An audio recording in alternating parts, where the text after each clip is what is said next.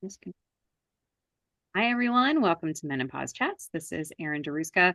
Very happy to have Michelle with us tonight. Well, it's tonight because it's where I'm recording. You might be watching this during the day. I don't know. But very happy to have Michelle here. And she's got some interesting things, I think. I think it's going to be an interesting conversation. I definitely think so, Erin. I'm so glad to be here. Thank Yeah. you. So tell us a little bit, one about what you do and like how that, like, and where, what you do, how you got here, and what it's like now.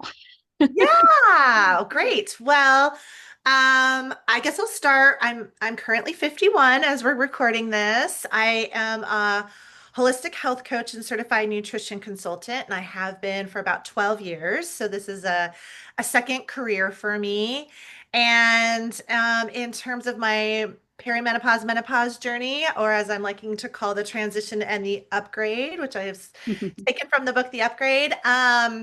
I am in what I call the chaos, the chaos stage of perimenopause or late stage perimenopause, which I can get into the details a little bit more later. But yeah, so that's I think about health and well-being all the day. I coach people on their nutrition and their sleep and their mindset, and I can't wait to share with you this experience that I've had of going through perimenopause in my transition with kind of almost like two brains, like my professional brain and then like my actual personal experience of what I'm going through. Like, 'cause So sometimes it's easy to be like, oh, I could tell you what to do. But then when it comes to me, it's like, oh, yeah, absolutely. And it's interesting. So when I went back to school to get a master's degree in health and nutrition education, and at the time I did not really want to do clinical work, but as I started working with more clients, I wanted to deepen my understanding and particularly around hormones.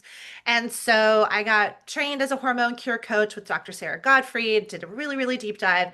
And I was really clear about where I could help and support lifestyle, nutrition, some supplementation. And I still feel okay about how I coached my perimenopausal and menopausal clients through all of that.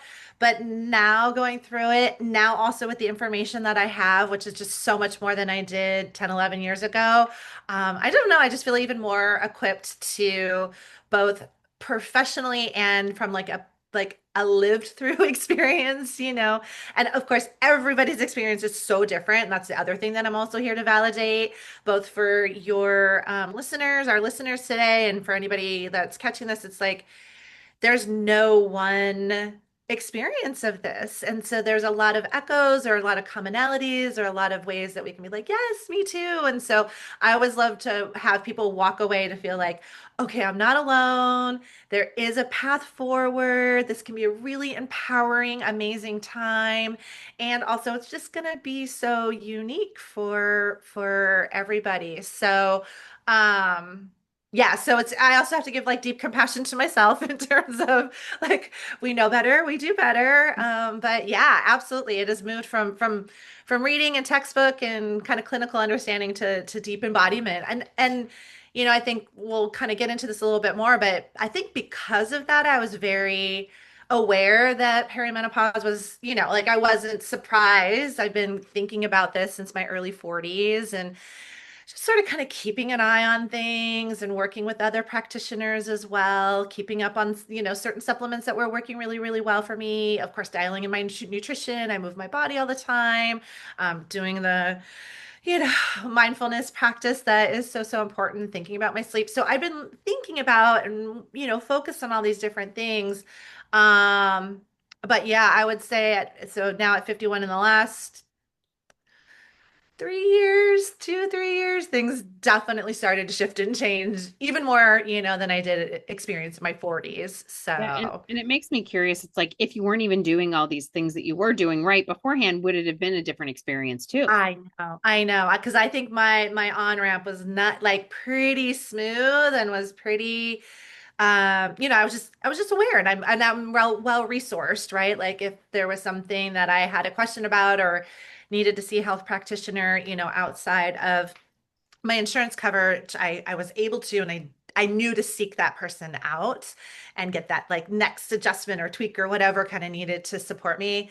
And yeah, and then then things then things change to the next level, and that's kind of where I am now. So And I'm curious because you mentioned like, oh, you were studying like hormones, and was your original intention to work with like midlife women, or was it just like hormones in general that you were just curious about? just hormones in general. And I have to say, honestly, in the beginning, I was kind of focusing a little bit more on like cortisol and thyroid and things like that, which of course are just as important. And that I was not doing a deep dive into like the estrogen, progesterone. That was I was aware, I was understanding of it, but it was not something I was like, oh, that that just feels way more complicated and way more out of my scope of practice. And I still knew that there were so many things that we could do to lay a firm foundation.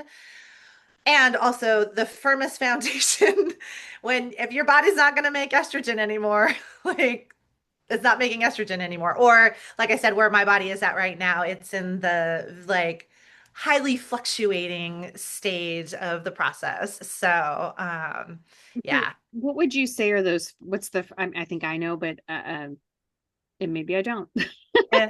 What would you say are the is like the firm foundation for folks? Well, the thing I tell people is regardless of, and so I tell myself too, regardless of what path, if someone wants to do HRT, if someone doesn't want to do HRT, if someone wants to, do other medication to support whatever might be coming up or supplements or energy work, whatever somebody is doing, you still have to eat, like a couple times a day. You still want to move your body. You still want to be in connection with people. So I really talk about a lot of these foundations of, what are we putting into our body to make our bodies feel satisfied and satiated and grounded and strong and feel good.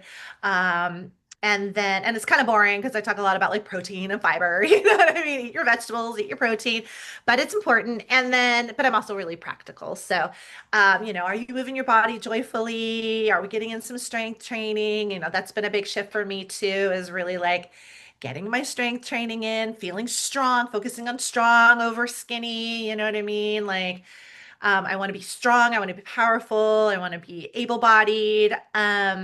For me, perimenopause has shown up a lot in muscular skeletal stuff. That's not surprising to me given my body and my journey. So it's one of the things I always like to talk about with people is that, changes in hormones can be inflammatory, and inflammation is going to show up differently in different bodies, right? And so that's part of the reason why I think so many different people you could pull, 20 people ask their perimenopause, menopause experience and get 20 different stories because it's just going to show up a little bit differently for everybody, right? So for Podcasts. yeah, so for me, it's definitely I'm keeping an eye on my joints. I'm keeping an eye on my joint inflammation, my muscles, right? Because I can really kind of feel it there. And then the other thing for me, which was really surprising, um, was mood. I was not expecting the shift in mood that the shift in hormones was going to create. And I'm very open about this. That's why I am on HRT, and it's been really great for me. It's not the fit for everybody, but like I said, I was doing the exercise, I was doing the mindfulness. I have great community and connection.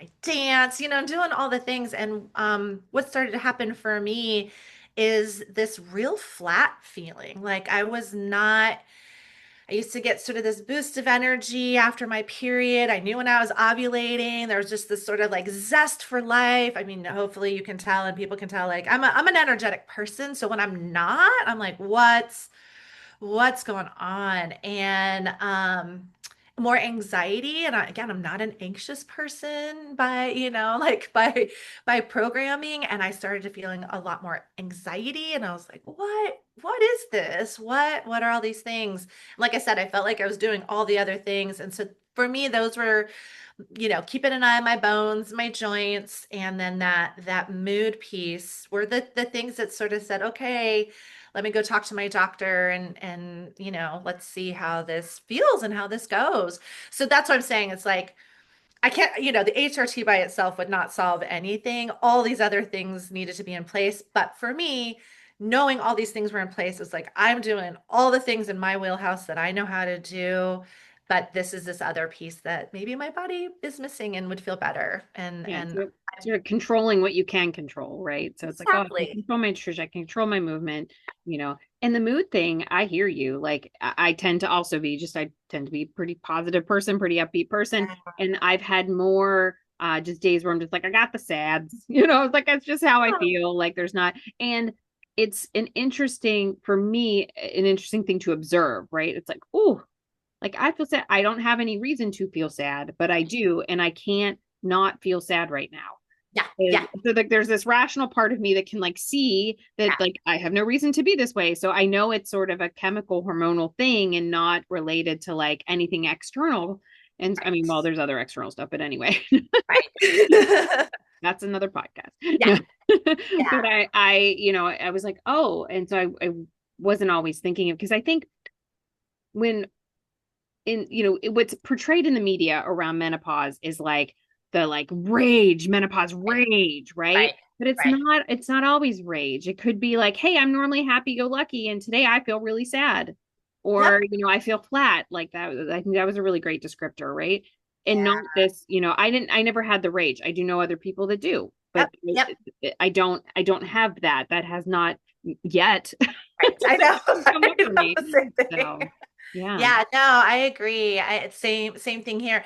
And I think that's part of which I love that you're doing this because so often the conversation is just about hot flashes and Right. like that's it, right? Or rage and that's it. Or, I don't know, there's just a lot of old conceptions about it. And it doesn't mean that, that's not somebody's experience. But like again, for me, like I've had a hot flash, but it's not a thing in my life, that's not the thing that was the like tipping point for me to kind of seek the next level of support. Um and yeah, so it's just been really eye-opening. And again, like just doing a deeper dive just because I'm in it, my friends are in it, but being able to serve my clients better, just understanding like we have estrogen receptors everywhere, right? And so, it can shift our digestion. I have clients who are like, I have itchy ears. Could that be a sign? I'm like, yeah, it could be a sign, right? Or suddenly getting dizzy, or, just so many different shifts and changes. And I'm a big part of like my personal philosophy, and then also like how I guide my clients is like being present with what is, right? Like you just talked about like observing the situation, and then like being empowered to be like, what do I want to like? Do I want to do something about this? Do I just want to like move through this and this too shall pass? Or is there something that I want to shift here or see if I can shift here, right? Like, are there steps that I can take and move this needle in some way, right? So, yeah, I Yeah, like that. and you talked about the digestion thing, and that's what I've noticed. There's just things that I used to not be able to eat that I can. Thank you, ice cream is back. Uh-huh. Uh-huh. And then things that I used to like that don't sit well with me anymore, like wine. Yeah. Oh, yeah. And Yep. then and now garlic bothers me. So it's like Yep. just things that like didn't, never bothered me before or used to bother me and don't bother me anymore. Yep. Yep. Now I talk about this all the time because I love spicy food. Mhm. I grew up in California. I was one of those kids that was like eating jalapeno peppers and like spicy salsa all the time. And I don't think my body likes spicy anymore. And I think this is part of it. Like this is such a little tiny example, you know what I mean? Because it's like, who cares about spicy food? But like I think this is a big part of this transition is like an identity shift because even though it's something so small, it's like, wait, am I a person who has to ask for the mild? Like Who how is this? embarrassing. Exactly, exactly. Like, who is this person, Or my husband's cooking, and I'm like, oh, can you not use like so much of that? And I definitely have to be aware of like, oh, that is not who I like identify. I identified as someone who loves spicy, and like, it's such a small thing, but it to me it's like this like awareness of listening, like deep listening, and just being like, okay, well maybe your spicy era is over, or it's going to shift and change into some You're other way. now into the midlife mild. And exactly, exactly. But I love that as an example because for other people, not eating spicy food would just not even be on their radar, Right. right? But for me, like it's a thing. And so Yeah, so I think there's just this, especially like I said, because I'm still in the transition, I'm still getting a cycle. So who knows for how much longer that's going to happen. It's chaotic. It's could be 15 days in between, and it could be 60 days. Like it's just been doing some pretty chaotic things now. And when I often when I teach about perimenopause, I'll call it like riding the perimenopausal wave, right? Because when you're out on the ocean, like you have no control of the ocean. The ocean is going to send in the waves that it's going to send in. Sometimes it's going to send in a big set, and sometimes there's a big lull in between. But you're the surfer on the surfboard. So how do you want to ride that wave? Or do you go over the wave or you go through the wave? So I just, Or are you being thrashed around? are And you going to be thrashed around the aisle? Are you like tumbling in the water, just barely keeping your head above water, right? Like, because for some, and that's really where my like big mission person, I mean, I will talk. So thank you for giving me this space because I will talk about this at the grocery store. I was at a vacation last year and I'm someone's talking like, about it with lady, I'm just folks. trying to have a margarita. Exactly. I was at a networking event today. I brought up what I'm doing, so we all started talking about it. So I'm on a mission to just demystify it or destigmatize it, like bring it into the conversation, validate everybody's experience, and then support people, whether it's professionally or just a friend or someone at dance class, like supporting people to get whatever next step help is going to help them be their best selves, right? And live like the aligned, empowered, beautiful life that they're meant to live, right? Because I think that's the exciting part. Like I'm excited to see what this next chapter holds, right? Like Yeah. what evolution is going to come with this shift. So I think and I think that's the other thing too, is like maintaining, like not letting, I think it's good to validate that there's these things that can happen and they're not always pleasant things and they're not always fun things and they don't always feel great in our bodies. And also there's great power that can come from this Yeah. transition I mean, too. there's so many transitions that happen at this time. So you talk about like the spicy food, but like, it could be like you decide you want to switch careers or you have, children that are leaving the home for the Yep, first time, so there's yep, all these different things that also happen at this yep, time. I mean, I absolutely. I don't know if you're finding this. I find this with a lot of the people that I talk to. It's like you're at this point where you're like, who am I? What do I want Yeah, to do? yeah, And so I'm having a little bit of that as well of like just like, oh, like like where do I want the next like half of my life? Like assuming I live another 50 years.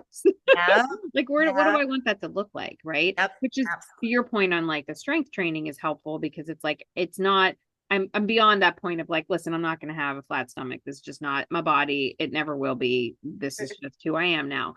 And, you know, can I be functionally, fit? Can I, That's right. be able to still walk up the stairs, still pick up my groceries, I don't Yep, have kids, pick up my dog, yep. those sorts of things. Pick up my cat when he was a little bit bigger. Like, Oh, can I totally. do these things and do them comfortably, right? Yep, yep, That's more of my focus at this point. And the joyful movement, like you were saying, like absolutely. I love like, I was in the dancing closet for like years. Like I poo-pooed dancing. I don't know why. And I really gotten into it this year. I'm taking a tap dancing class and it's so much fun. I haven't Yeah. taken tap since I was like 5 years old. Yeah. The moves haven't changed a lot. Um, but it's fun, and it's a class. It's not a competitive class. It's just like a community-based class where like everybody's in it just to have fun. Love I it. often make up my own moves because I can't figure out what's happening. The other day, like in class, literally the woman looks at me, she's like, I love you. Cause I'm just like having fun over You're here. having a great time, I'm making right? noise with my feet, and that is That's right. what's happening right now. I mean, other moves I got, but this one we're learning right now. I can't get it. That's And right. so I'm Yeah. just making it look good instead.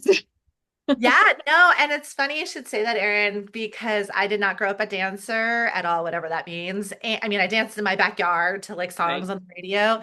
Um, and then when I was just talking about this today, in my late 30s, I discovered a dance studio. I live here in Oakland, California, and I discovered a dance studio that's more than a dance studio. And I've been dancing for 15 years there, and it is my happy place. It is my joy. It is my connection. It is my community. And it's also like I'm very aware that like the way I move my body now is not how I moved it 15 years ago. And I'm like, great, I'm here. You know what I mean? Like, I'm so grateful that I get to be on this dance floor and be with these amazing humans.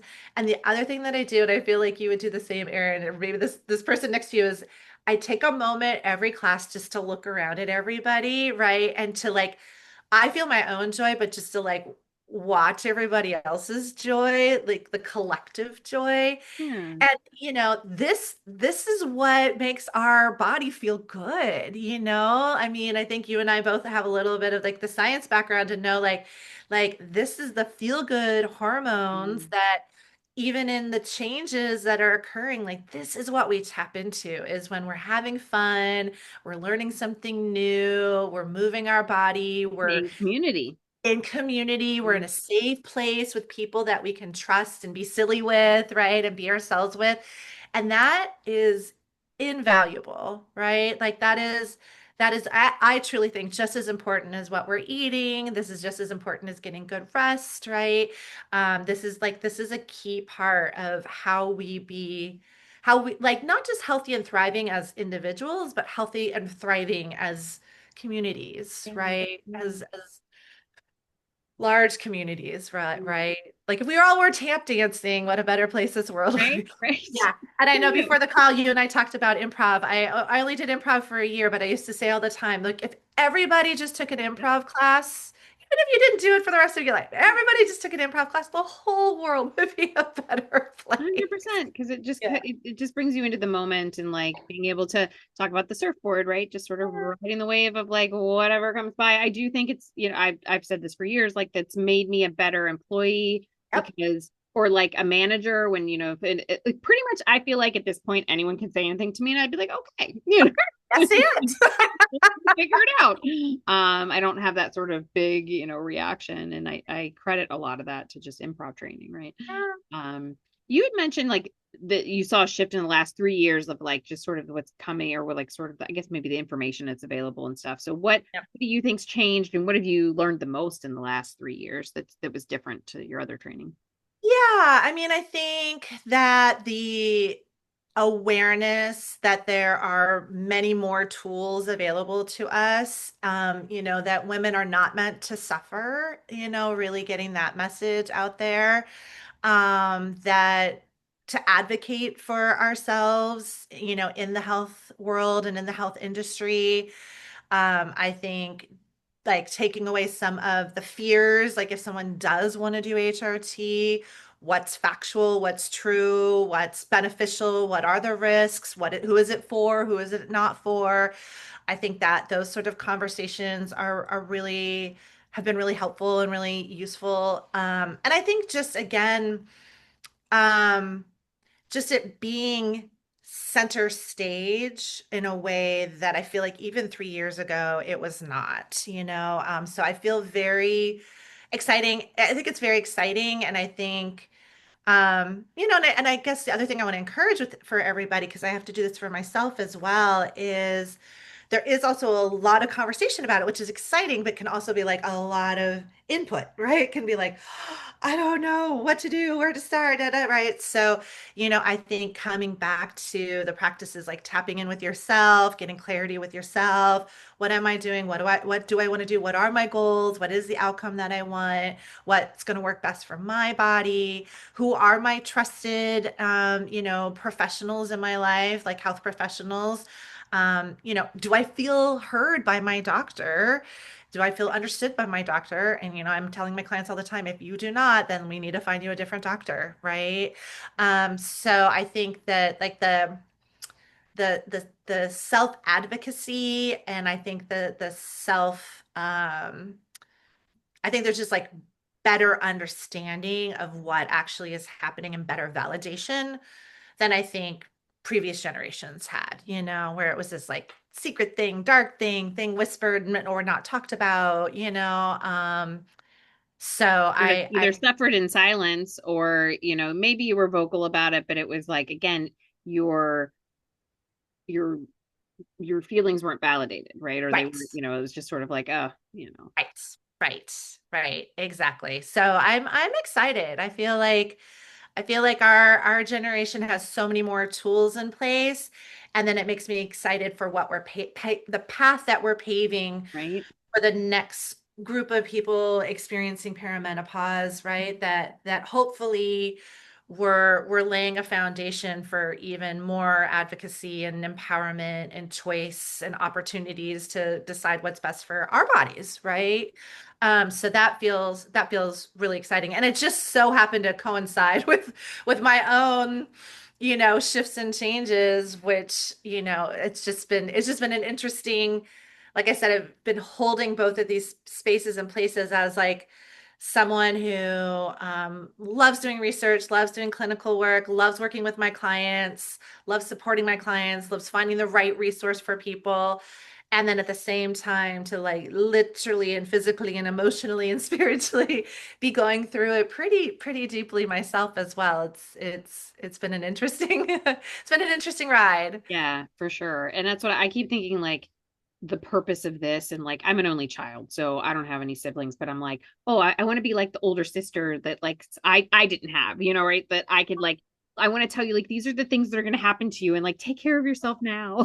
We want to be like the "Are you there, God? It's me, Margaret." It's That's like, where I first learned about a period. It's right, like but it's the opposite, right? exactly, Let me tell you about exactly, the end of your period. exactly. No, I agree. Yeah, no, it's funny you should say that. I have a dear friend who's like a sister to me, and she's 10 years younger, and I actually did support her at the other beginning of the through puberty because I was in her life then. I've known her since she was 10, and then she's always reaching out to me. She's like, should I be terrified? Should I be where I was like, no, no, no, no. Fear Yeah. is not the answer, but awareness is, empowerment is, and validation is. Yeah. So yeah, I like that. I like that. And We'll be if good big sisters. right, if we should just start a little sorority, like a menopause sorority. um if people wanted to work with you, how did they find you? Yeah, super easy. I'm healthcoachmichelle.com. So health coach and then Michelle. And I work with clients all across the country. I do all remote. So very easy for folks to Okay, find me. I'll put it And all in. my like social handles are the same, health coach Michelle. So You made that easy. I did. I did. Thank you so much, Erin. This has been Yeah. amazing. Anything else you want to share? Any parting words? Trust yourself. Trust yourself. Like listen to your body. Your body has a deep wisdom, and listen to your spirit and find the support where you need to find the support because it's out there. Awesome. Well, thank you. Thank you so much for being a guest. I super appreciate it. And thank you all for listening or watching. Please feel free to like, comment, share, subscribe. If you're interested in being a guest, please reach out. I would love to have you. I'd love to hear more. Just want to get more stories out there. So please feel free to reach out. Otherwise, have a wonderful day, and we will see you next time.